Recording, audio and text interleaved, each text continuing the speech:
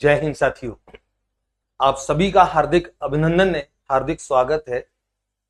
और हम लोग सूक्ष्म शिक्षण योजना माइक्रो टीचिंग के एक महत्वपूर्ण खंड पे चर्चा करने के लिए साथ साथ हैं। और निश्चित तौर पर जब शिक्षण अधिगम प्रक्रिया में योजनाओं की बात की जाती है, उन योजनाओं में हम जब वार्षिक योजनाएं, इकाई योजनाएं, पाठ योजनाओं की बात करते हैं तो एक और प्रकार की योजना के बारे में भी जानना उतना ही आवश्यक होता है, सूक्ष्म शिक्षण योजना। और यह भी जानना आवश्यक होता है कि वो सारी पाठ्य योजनाएं जो विद्यार्थियों को केंद्र में रख करके बनाई गई हैं, ये योजना उनसे भिन्न होती है। ये शिक्षक के शिक्षण कौशलों को ध्यान में रख करके बनाई गई है। मैंने कहा शिक्षक के शिक्षण कौशलों को, और इसीलिए जब हम इसमें अभी लिखेंगे, अभी पढ़ेंगे भी कि सूक्ष्म शिक्षण योजना जो होती है वो विषय वस्तु केंद्रित न होकर के शिक्षण कौशल केंद्रित होती है, शिक्षण कौशल केंद्रित। ये बड़ा इंपोर्टेंट इसका एक बिंदु है, क्योंकि शिक्षण कौशलों के अर्जन और परिमार्जन के लिए ये योजना बनाई जाती है। और ये जो कॉन्सेप्ट आया, ये कॉन्सेप्ट 1961 में स्टैनफोर्ड यूनिवर्सिटी से कीथ एचिंसन जो थे, शोध छात्र थे, और उन्होंने ये कॉन्सेप्ट दिया। DW एलन ने 1963 में इस कॉन्सेप्ट को पुष्टि की, और ये वहां से ये चलता है। तो कीथ एचिंसन और एलन, ये दो महत्वपूर्ण नाम है इससे जुड़े हुए, जिनके बारे में हम लोग बात करेंगे। और ये पूरी प्रक्रिया क्या है, और सूक्ष्म शिक्षण चक्र कुल कितनी अवधि का होता है, और इसके क्या लाभ हैं, ये सारी हमारी चर्चा का बिंदु रहेंगे। तो मैं एक बार चर्चा प्रारंभ करता हूं, और वो सारी चीजें हम लोग एक एक करके लिखेंगे। सूक्ष्म शिक्षण योजना क्या होती है, सबसे पहले हम इसका प्रारंभ लिखें। और इसका प्रारंभ जो है, प्रतिपादन कीथ एचिंसन 1961, कीथ एचिंसन ने 1961 में ये प्रतिपादन किया। और ये जैसा मैंने अभी आपको बोला था, स्टैनफोर्ड यूनिवर्सिटी के शोध छात्र, स्टैनफोर्ड यूनिवर्सिटी। और अभी जैसा मैंने कहा कि DW एलन इन्होंने 1963 में इस कॉन्सेप्ट को दिया। ये दो प्रमुख नाम है, कीथ एचिंसन और DW एलन, ये दो प्रमुख नाम है जिनको हम सूक्ष्म शिक्षण योजना से जोड़ते हैं। सूक्ष्म शिक्षण योजना एक लघु अवधि की, छोटी अवधि की एक ऐसी शिक्षण योजना होती है जिसमें हम विषय वस्तु को फोकस नहीं करते हैं, जिसमें हम शिक्षण कौशलों के परिमार्जन के कॉन्सेप्ट को ध्यान में लेकर के चलते। एक कॉन्सेप्ट दिया कीथ एचिंसन ने, जब ये 1961 में बात की तो इन्होंने एक कॉन्सेप्ट ये दिया कि अगर किसी भी शिक्षक को उसके द्वारा शिक्षण कराए जाने के बाद यदि उसका रिकॉर्डिंग उसको दिखाई जाए, तो उस रिकॉर्डिंग को देख करके उसे एक प्रतिपुष्टि मिलेगी, उसे एक फीडबैक मिलेगा कि उसने कहां पे क्या क्या किस तरीके से डिलीवर किया है, और वो ज्यादा बेटर कैसे हो सकता था। और ये सामान्य तौर पर ये बात है, आप खुद एक शिक्षक जब भी बनेंगे, मैं खुद एक शिक्षक हूं, किसी भी कंटेंट को बहुत श्रेष्ठ से श्रेष्ठ तरीके से पढ़ाने के बावजूद भी मैं जब भी कभी उस वीडियो को वापस देखता हूं तो मुझे लगता है कि यहाँ पे ये बात और जोड़ दी जाती, या ये एग्जाम्पल और जोड़ दिया जाता तो ज्यादा बेटर होता। ये हमेशा होता है, और कितना भी अच्छा पढ़ा लोगे तो भी होगा। तो शिक्षण चूंकि एक जटिल प्रक्रिया होती है, अनेक कौशलों की आवश्यकता होती है, उन कौशलों के परिमार्जन के लिए ये सूक्ष्म शिक्षण योजना को काम में लिया जाता है। और जैसा आप सारे बच्चे BEd BSTC करके आए हैं, वहां पे सूक्ष्म शिक्षण योजना आपके पूरे 2 वर्षीय पाठ्यक्रम का, या जितना भी वर्ष का आपने पाठ्यक्रम किया है, 4 वर्ष का इंटीग्रेटेड है, वहां पे सूक्ष्म शिक्षण योजना आपके पाठ्यक्रम का एक अंग होता है।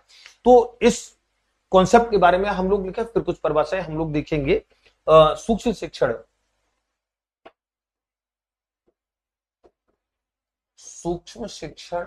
योजना, सूक्ष्म शिक्षण योजना विषय वस्तु केंद्रित नहीं होती। ध्यान रखेंगे, ये विषय वस्तु केंद्रित नहीं होती, बल्कि इसको दूसरी इंक से मैं लिख देता हूं, बल्कि शिक्षण कौशल केंद्रित होती है। शिक्षण कौशल केंद्रित होती है।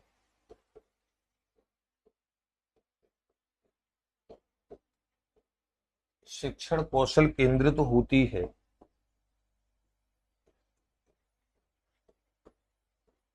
अर्थात अर्थात शिक्षण कौशलों की अर्जन शिक्षण कौशलों के अर्जन तथा परिमार्जन शिक्षण कौशलों के अर्जन तथा परिमार्जन के लिए, ध्यान को अर्जन यानी कि आपने अचीव किया और परिमार्जन आपने उसको बेटरमेंट दिया, आपने पहले से बेटर बनाया। अर्जन करने का मतलब होता है अचीव करना और परिमार्जन का मतलब होता है आप उसे बेटर भी बना रहे हैं साथ साथ। तो शिक्षण कौशलों के अर्जन तथा परिमार्जन के लिए यह योजना बनाई जाती है जो शिक्षकों को वास्तविक शिक्षण जो श्रेष्ठ शिक्षण माना जाएगा, वास्तविक शिक्षण के योग्य बनाती है। वास्तविक शिक्षण के योग्य बनाती है।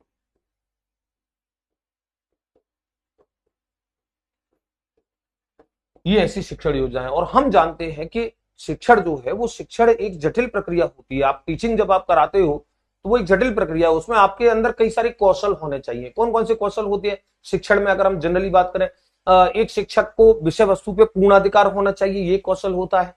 पूर्व ज्ञान से नवीन ज्ञान को जोड़ने का कौशल उसके अंदर होना चाहिए।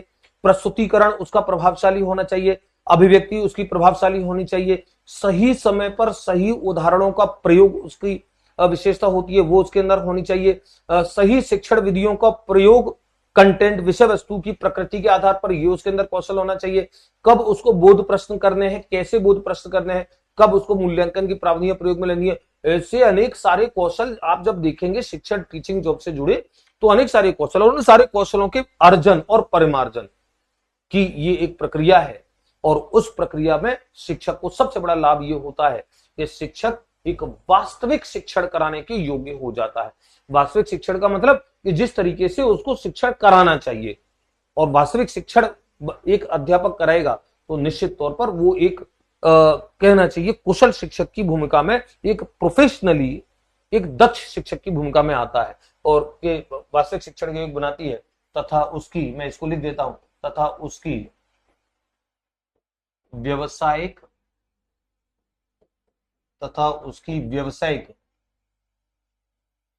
दक्षताओं में वृद्धि करती है। एक प्रोफेशनल के तौर पर एक टीचर को कैसे काम करना चाहिए उसमें वृद्धि करती है। और इसका प्रोसीजर क्या है? इसका प्रोसीजर ये है कि सूक्ष्म शिक्षण योजना में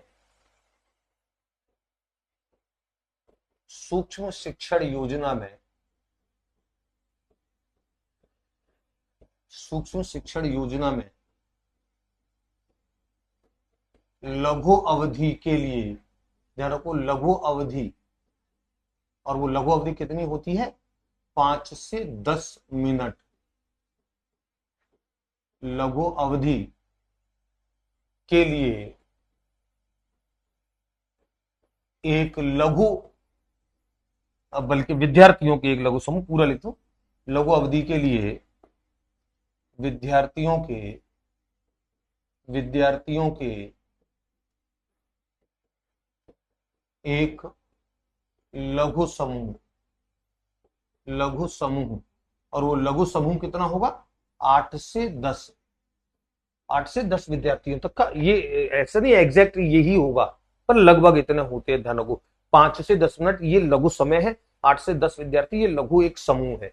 लघु समूह सूक्ष्म शिक्षण योजना में लघु अवधि के लिए विद्यार्थियों के एक लघु समूह में योजना बनाकर प्रस्तुतिकरण यानी कि शिक्षण किया जाता है, शिक्षण किया जाता है, किया जाता है तथा उस समूह द्वारा, तथा उस समूह द्वारा प्रतिपुष्टि दी जाती है, फीडबैक दिया जाता है, प्रतिपुष्टि यानी कि फीडबैक, प्रतिपुष्टि दी जाती है, जिसके पश्चात, जिसके पश्चात पुनः योजना बनाकर, पुनः योजना बनाकर पुनः प्रस्तुति, पुनः प्रस्तुतिकरण और पुनः प्रतिपुष्टि, पुनः प्रतिपुष्टि की प्रक्रिया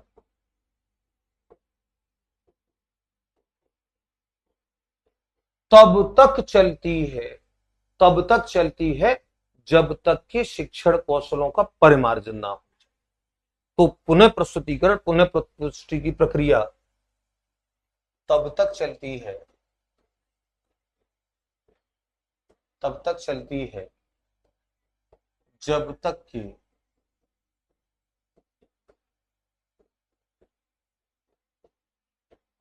शिक्षण कौशलों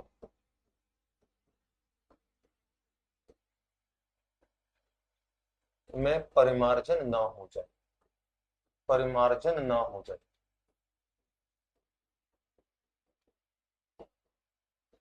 और ये इस प्रक्रिया को वापस समझो, ध्यान रखो, जब ये कॉन्सेप्ट सबसे पहली बार आया था 1961 में, उस समय ये कॉन्सेप्ट दिया गया कि शिक्षक जो पढ़ा रहा है उसको उसका पढ़ाया हुआ दिखाओ, उसी को दिखाओ और उसी को दिखा रिकॉर्डिंग करके दिखा। तो जो टेप रिकॉर्डर होते थे उस समय चलते थे, टेप रिकॉर्डर में उसके पढ़ाई हुए को रिकॉर्ड करके उसको दिखाया जाता था, कहा जाता था कि देख अपने पढ़ाई हुए को, और वो उसमें देखता था और देख करके उसे ये पता लगता था कि यहाँ पे इस सुधार की जरूरत है, यहाँ पे इस सुधार की जरूरत है, यहाँ पे इस सुधार की जरूरत है, मतलब उसको प्रतिपुष्टि मिल रही है। लेकिन जब ये शिक्षक प्रशिक्षण महाविद्यालय में लागू किया गया तो इतने सारे हजारों लाखों टेप लाना संभव नहीं था।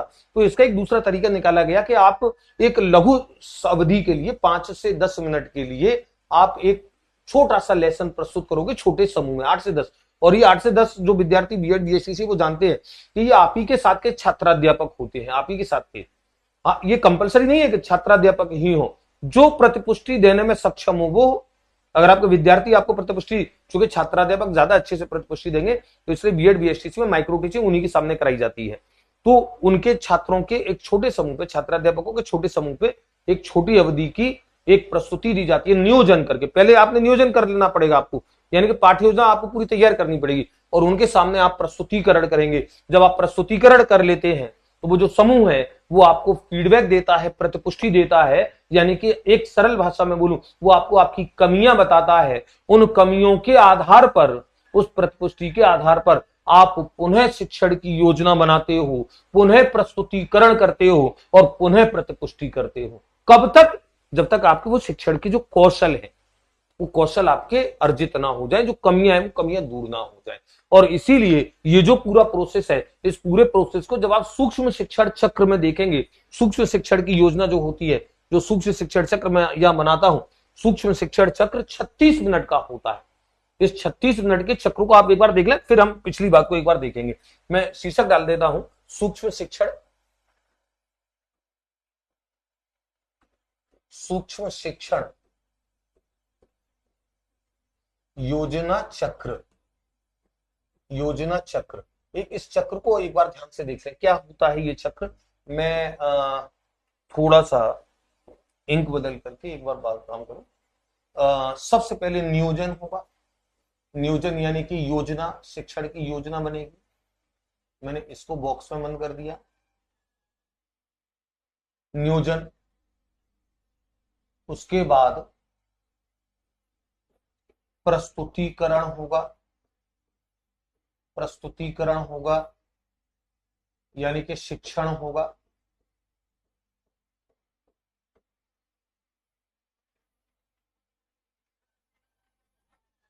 और ध्यान रखें ये नियोजन जो है ये आप पहले से करके आए हैं, इसका समय काउंट नहीं होगा क्योंकि ये आप पहले कर चुके हैं। समय काउंट शुरू होगा यहां से। प्रस्तुतिकरण ये 6 मिनट का होता है, मैं इसको अलग इंक में लिख दूंगा, 6 मिनट का होता है। अभी मैं सबका समय लिखता हूं। प्रस्तुतिकरण के बाद फिर प्रतिपुष्टि आती है।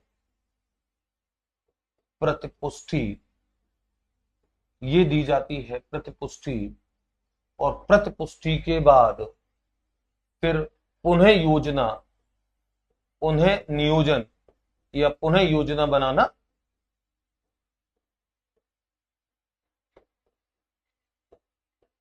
ये होता है। और पुनः योजना बना करके फिर आप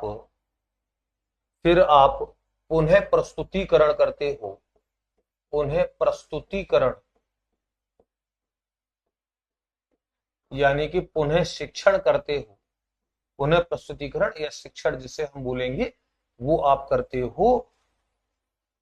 और पुनः प्रस्तुतिकरण के बाद फिर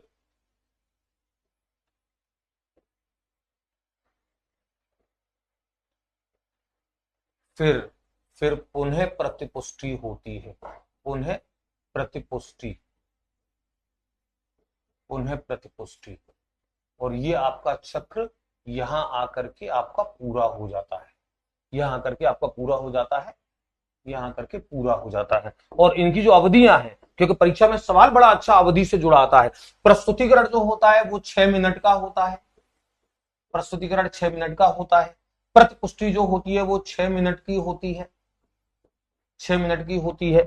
पुनः नियोजन या पुनः योजना बनाना, जो आपको यह प्रतिपुष्टि मिली है यानी कि आपको आपकी कमी बताई गई है, उसके बाद फिर आप वापस पुनः योजना बना रहे हैं, यानी को ये 12 मिनट की होती है। ये 12 मिनट का इसका समय होता है। और उसके बाद फिर आप पुनः प्रस्तुतिकरण करते हो, ये 6 मिनट का।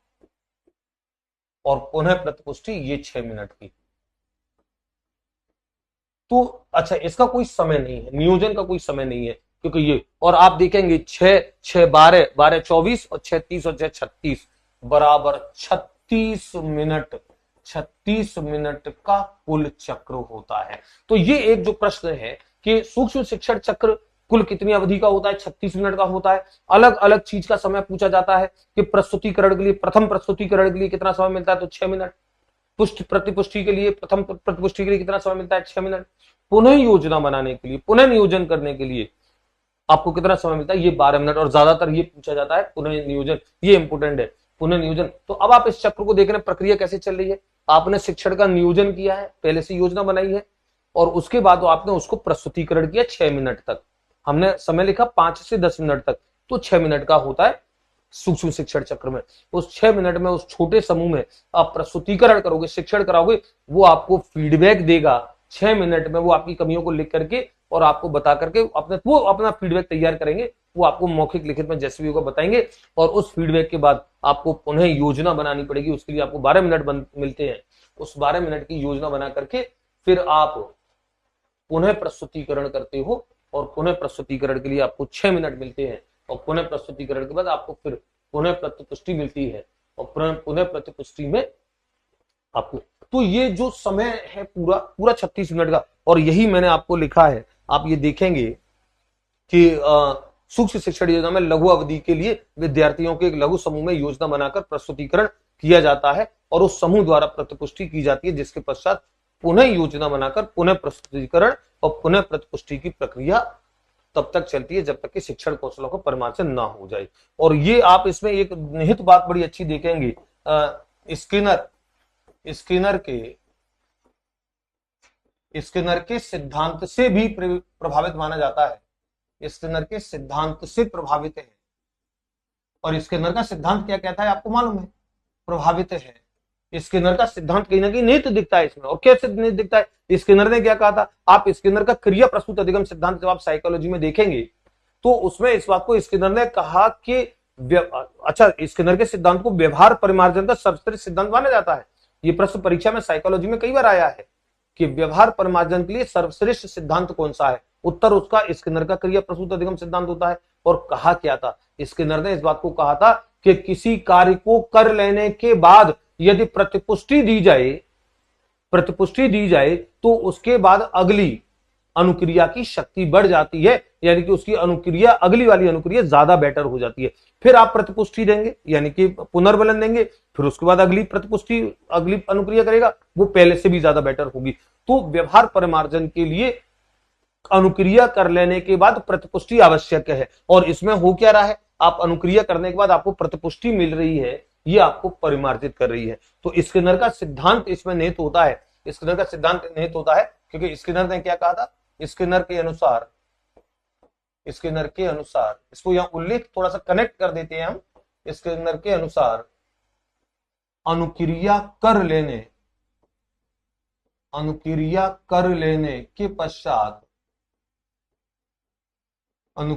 लेने के पश्चात प्रतिपुष्टि यानी कि पुनर्बलन, है ना, प्रतिपुष्टि यहां पे पुनर्बलन के रूप में, रीइंफोर्समेंट के रूप में, प्रतिपुष्टि यानी कि पुनर्बलन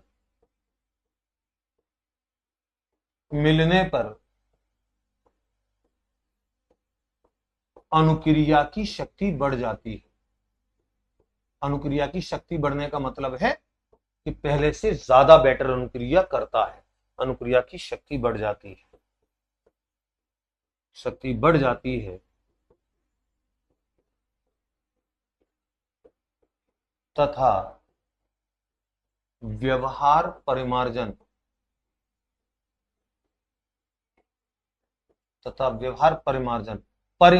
का मतलब फिर समझ लो, परिमार्जन का मतलब बेटर देन बिफोर, पहले से बेटर, ये हिंदी में इसको परिमार्जन बोलते हैं। तथा व्यवहार परिमार्जन होने लगता है,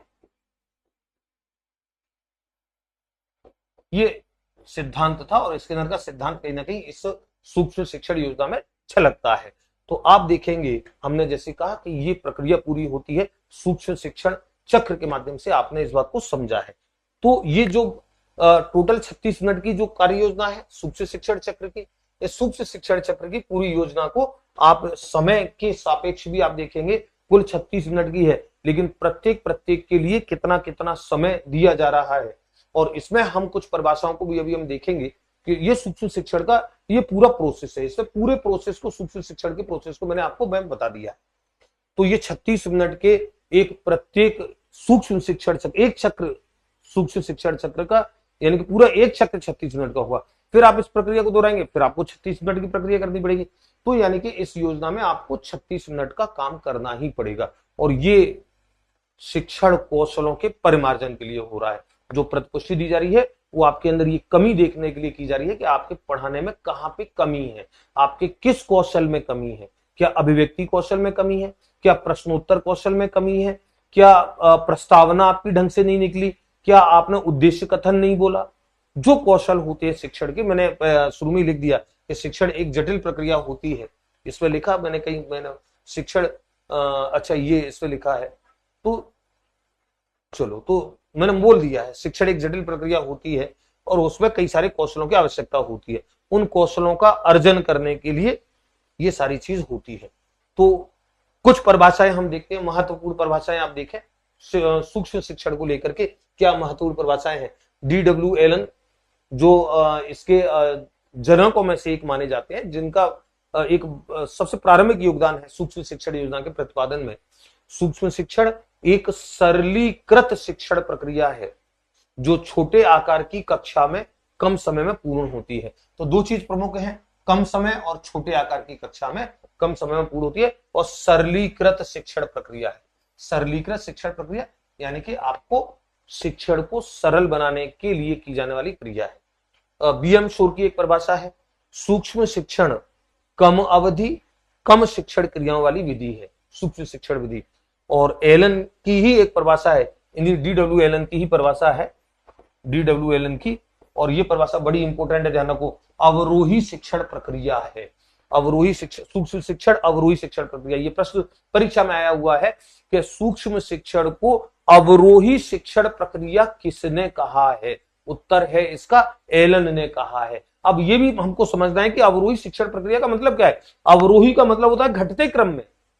तो घटते क्रम में क्या चीज है, घटते क्रम में आपकी कौशलों में की जाने वाली त्रुटियां, आपके शिक्षण कौशल में जो त्रुटियां हैं, तो आप जब प्रस्तुतिकरण करते हो, फिर प्रतिपुष्टि मिलती है, फिर पुनः योजना बना करके फिर पुनः प्रस्तुतिकरण करते हो, फिर पुनः प्रतिपुष्टि मिलती है, और ये क्रम दोहराने से आपकी त्रुटियों में कमी आती जाती है, अवरोही क्रम में, यानी कि घटती जाती है।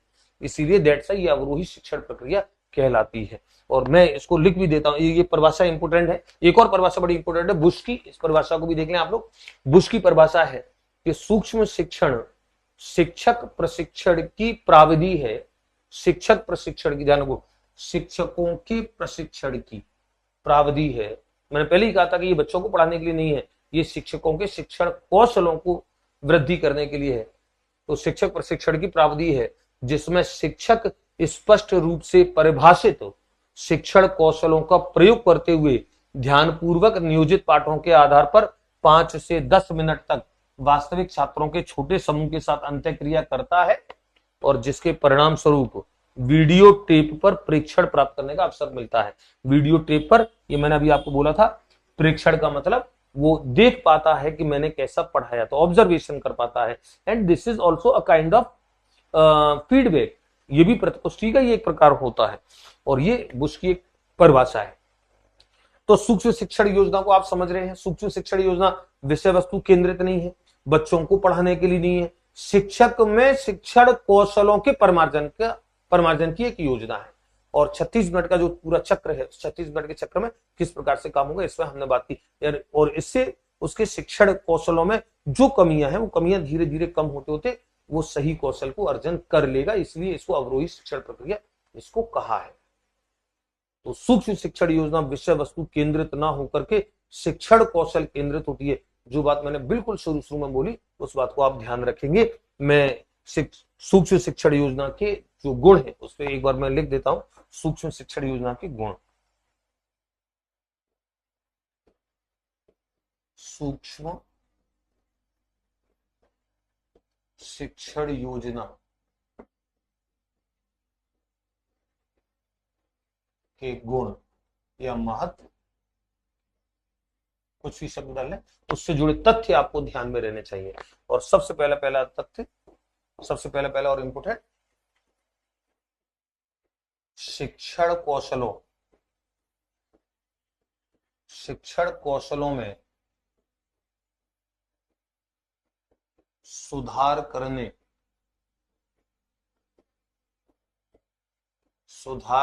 की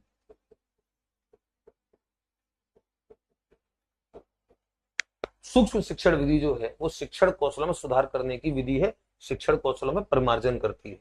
नंबर 2, अध्यापकों के व्यावसायिक गुणों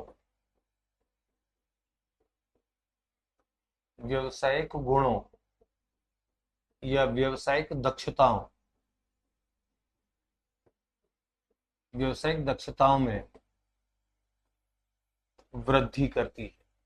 एक टीचर प्रोफेशनल के तौर पे कैसे ज्यादा अच्छा काम कर सके,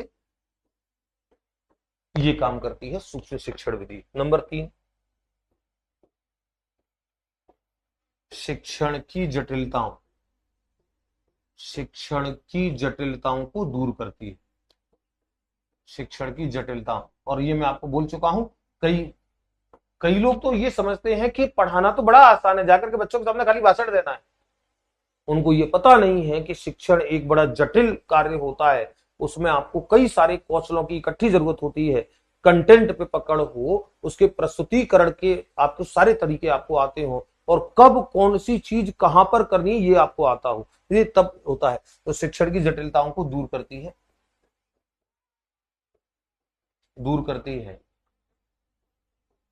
शिक्षण की जटिलताओं को दूर करती है। 3, चौथा,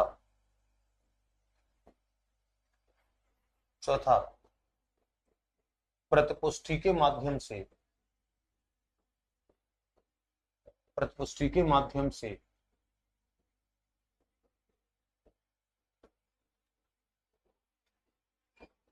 व्यवहार, और व्यवहार कौन सा वाला, शिक्षण कौशल वाला,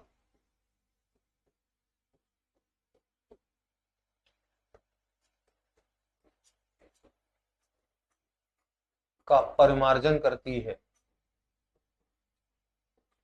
का परिमार्जन करती है, व्यवहार का परिमार्जन करती है। और ये बात मैंने पहले बिंदु पे भी लिखी, आप देखेंगे सुधार करने की प्रक्रिया है। यहां पर हमने उसको पूरा लिखा है कि प्रतिपुष्टि के माध्यम से व्यवहार परिमार्जन की, और कौन से वाले व्यवहार में, शिक्षण कौशलों के व्यवहार में परिमार्जन की प्रक्रिया है। पांचवा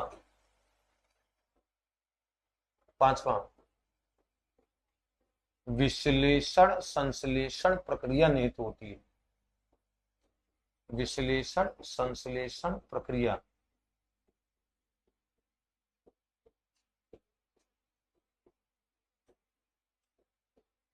निहित होती है।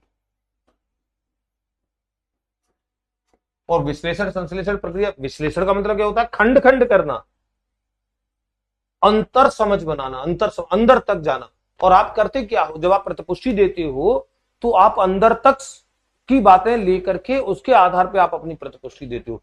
तो विश्लेषण हो रहा है, उसके आधार पे सारी जो चीजें हैं उस पे कहना चाहिए, उस पे ध्यान दिया जा रहा है, और उन सारी चीजों में सुधार के कहीं ना कहीं रास्ते निकाले जा रहे हैं।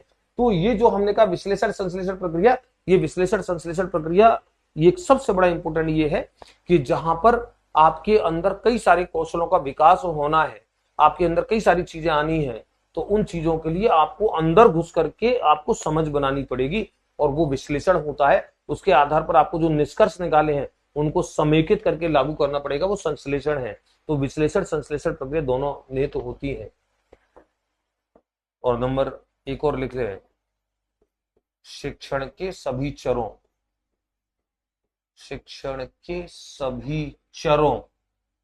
वेरिएबल्स, चरों पर नियंत्रण रखती है।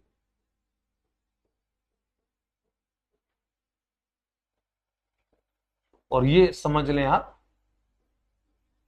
क्योंकि ये अलग से कभी किसी खंड में चर्चा हो रही होगी। शिक्षण के जो चर होते हैं, शिक्षण के सभी चर, 3 चर होते हैं, स्वतंत्र चर, आश्रित चर और मध्यस्थ चर।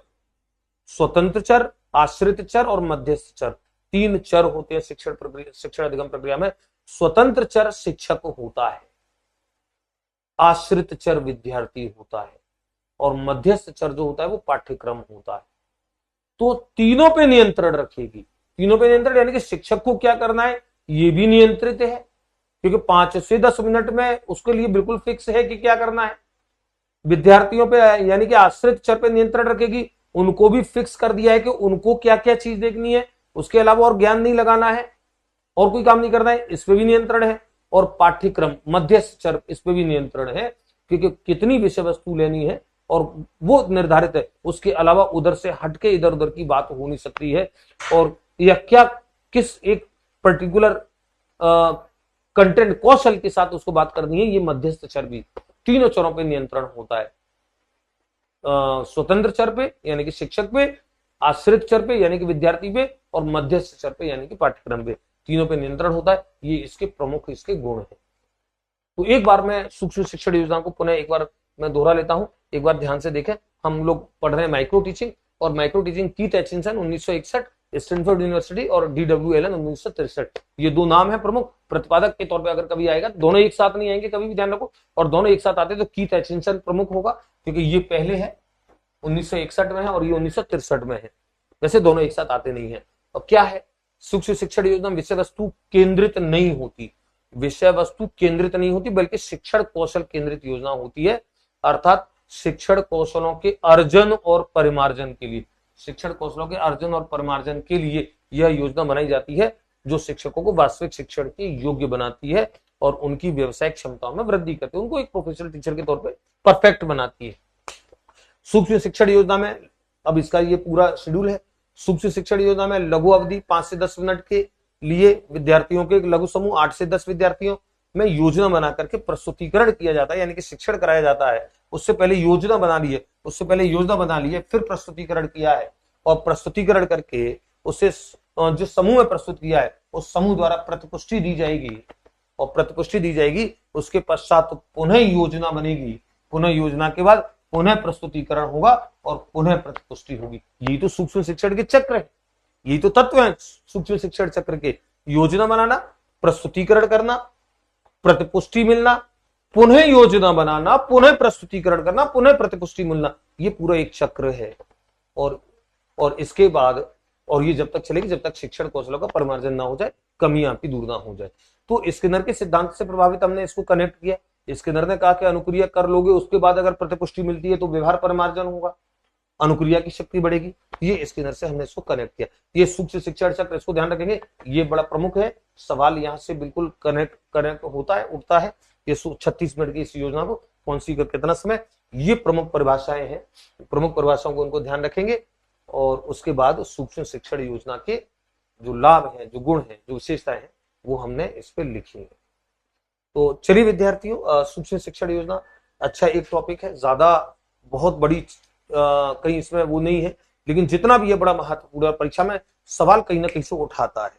और आप जब उस सवाल की प्रकृति को भांप करके फिर आप तैयारी करते हो ना, मैं गारंटी दे रहा हूं आपको कभी परेशान करने वाला नहीं है। सूक्ष्म शिक्षण का अगर आपने अच्छे से समझ लिया है, तो सूक्ष्म शिक्षण चक्र को समझ लिया है, उस प्रक्रिया को समझ लिया है, उस कारण को समझ लिया है जिस कारण से सूक्ष्म शिक्षण योजना बनाई गई है। क्योंकि शिक्षण कौशलों का अर्जन कराना है, शिक्षण जटिल प्रक्रिया है, तो यह माना जाता है कि शिक्षण कौशल अच्छे होने चाहिए, और अगर वो किसी में कमजोर है तो सूक्ष्म शिक्षण के माध्यम से उनको दूर किया जाता है। और मैं पक्का बता रहा हूं, आजकल के बच्चे तो बीएड बीएससी घर बैठे करके आ जाते हैं, भले रेगुलर हो, लेकिन वास्तविक तौर पर जिन लोगों ने बीएड कॉलेजों में सूक्ष्म शिक्षण के माध्यम से वास्तविक प्रक्रिया से निकले होंगे, मैं आपको पक्का बता रहा हूं, कभी उनको पढ़ाते दिखना, उनके अंदर सच में बहुत ज्यादा अच्छे कौशल अर्जित होंगे। उनके अंदर सच में एक ऐसा आपको कैलिबर दिखेगा कि हाँ यार ये पढ़ाता अच्छा है, हाँ इसके अंदर कई सारी चीजें, उदाहरण सही देते हैं, समझाते सही हैं, समस्या का समाधान सही तरीके से करते हैं, इनके प्रश्न सटीक आते हैं, ये पूर्व ज्ञान को नवीन ज्ञान से सही जोड़ते हैं, कनेक्ट ज्ञान को ज्ञान से कनेक्ट, ऐसे बहुत सारे कौशल हैं। तो कुल मिलाकर के शिक्षण कौशलों के परिमार्जन की ये योजना है सूक्ष्म शिक्षण योजना। सारे कंटेंट को ध्यान से अच्छे से देखा, अच्छे से पढ़िएगा। सिलेबस के अन्य खंडों पर हमारी मुलाकात होती रहेगी। जय हिंद, जय भारत।